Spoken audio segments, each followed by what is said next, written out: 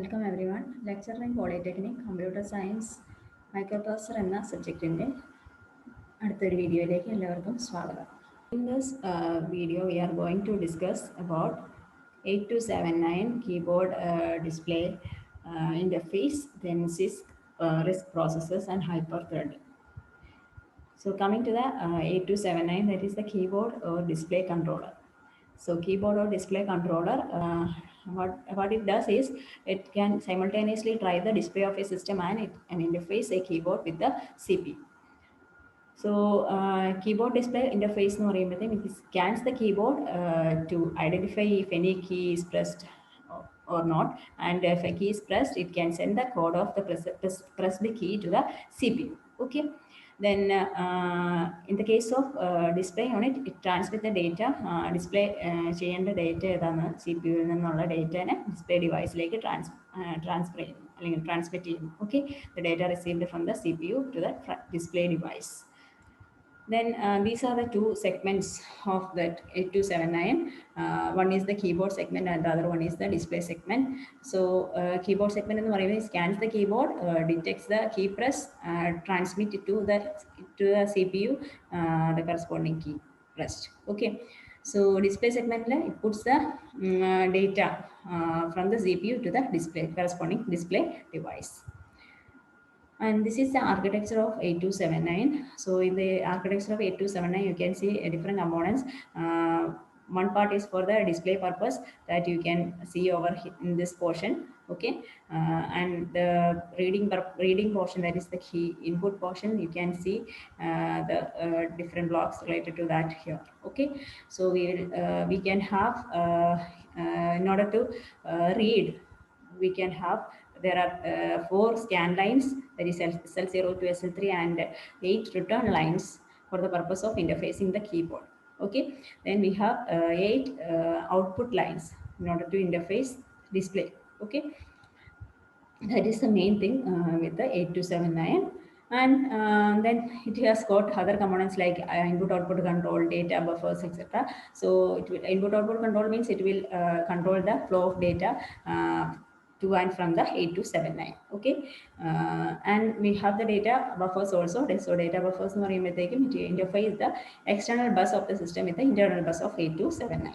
Okay, then we have the control and timing registers on the timing and control unit on the. Okay, so timing and control unit, control and timing registers stores the keyboard and display modes അത് operate ചെയ്യുന്ന അതിൻ്റെ conditions അങ്ങനെയുള്ള informations ആയിരിക്കും store ചെയ്തിട്ടുണ്ടാവുക. Okay, then timing and control unit, whole things control ചെയ്യുന്നു.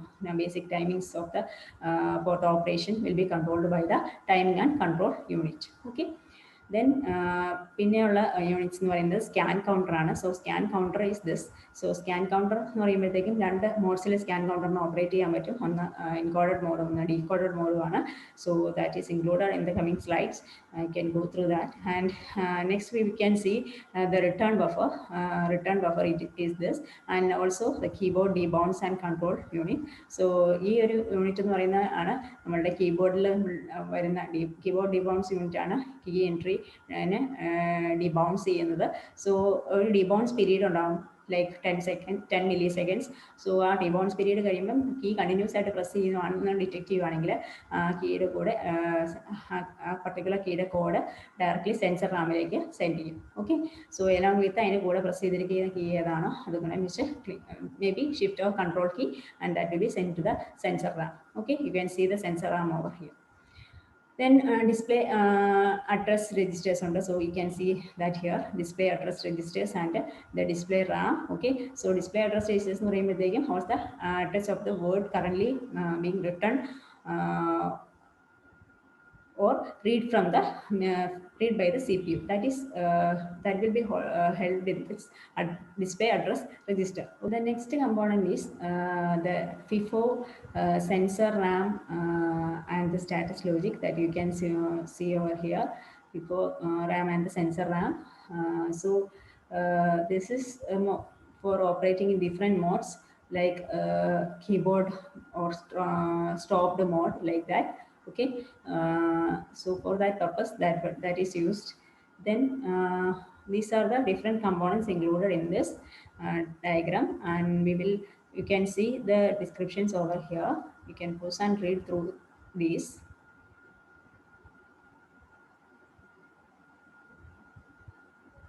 This is the pin diagram of 8279. The descriptions are given over here, different pins, purpose and all. And coming to the operating modes of 8279, these are the main two types of operating modes, the keyboard mode and the display mode, or the input mode and the output mode.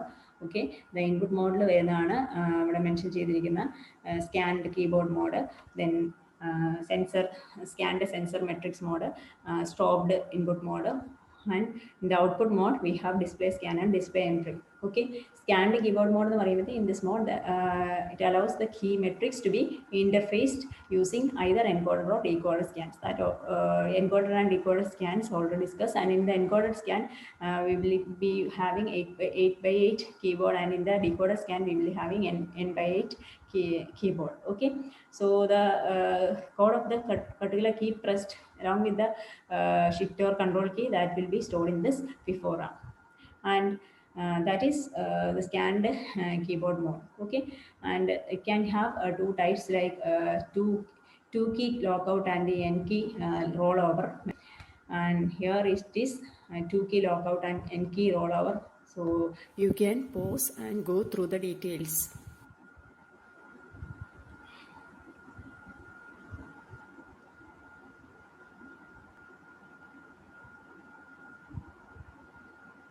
Then coming to the RISC and CISC difference. RISC stands for Reduced Instruction Set Computer, and CISC stands for Complete Instruction Set Computer. Okay, then RISC processor have simple instructions taking about one clock cycle, and in the case of CISC, processor has complex instructions that will take up multiple clocks for execution. And in the case of RISC, it has no memory unit and use separate hardware to implement instructions. But in the case of CISC, it has memory unit to implement complex instructions. And RISC is a hardwired unit of programming, and CISC is a programming unit. And these are the differences between RISC and CISC. Many differences are included. In the instruction set of RISC is reduced, and here it is. In the case of CISC, we have different loads of instructions. And next, the addressing modes in RISC is complex addressing modes are synthesized using the software, and in the case of CISC, already supports complex addressing modes. Okay, then multiple register sets are present in this RISC, and in CISC only single register set is present. Then other differences include RISC process is highly pipelined, and in the case of CISC, they are normally not pipelined, okay, or less pipelined. Then here in the case of RISC, the execution time is very less, and in the case of RISC, the execution time is very high. And a lot of differences mentioned over here, you can go through it. It does not require external memory for calculations, but it requires, in the case of CISC, it requires external memory for calculations, and the examples are given over here for the RISC and CISC processors. Okay, so these are the different applications, okay, involved in RISC and CISC processors.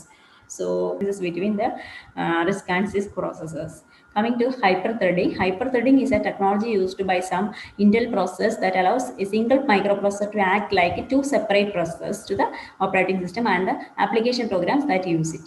So ഒരു മൈക്രോപ്രോസസറിന് തന്നെ to മൈക്രോപ്രോസസ്സേഴ്സ് അല്ലെങ്കിൽ to processors ആയിട്ട് work ചെയ്യുന്ന രീതിയിൽ, അത്രയും ആ ഒരു രീതിയിൽ പാരലലിസം അച്ചീവ് ചെയ്യുന്ന രീതിയിൽ വർക്ക് ചെയ്യുന്ന ഒരു കോൺസെപ്റ്റാണ് ഹൈപ്പർ ത്രെഡിങ് എന്ന് പറയുന്നത്. സോ ഇന്റലാണ് ആ ഫീച്ചർ കൊണ്ടുവന്നിരിക്കുന്നത്. ഇന്റലിൻ്റെ IA32 പ്രോസസർ ആർക്കിടെക്ചറിൽ അത് ഇംപ്ലിമെന്റ് ചെയ്തിട്ടുണ്ട്. So hyper threading is like A form of simultaneous multi-threading. So with this we will wind up this. So thank you.